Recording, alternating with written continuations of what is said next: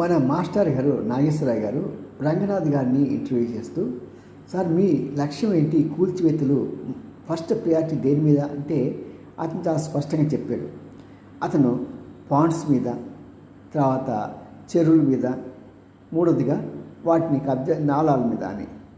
కాబట్టి ఇప్పుడు మనకి ఒక డౌట్ వస్తున్నది, మరి జగన్ గారు ఉన్న ఆ స్థలం కూడా పాండ్స్ లేకే కదా, మరి అది కూడా కబ్జా చేసే స్థలమే కదా.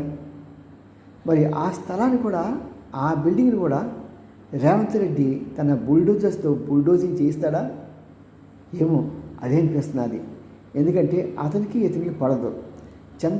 చంద్రబాబుని అరెస్ట్ చేయడం దగ్గర నుంచి కూడా చాలా కొత్తలాడుతున్నాడు. అంతేకాకుండా తాను సీఎం అయినా సరే కట్టేసి కంగ్రాచులేషన్ చెప్పలేదని. మరి చూద్దాం ఏమవుతుందో. నాకు మాత్రం నెక్స్ట్ జగన్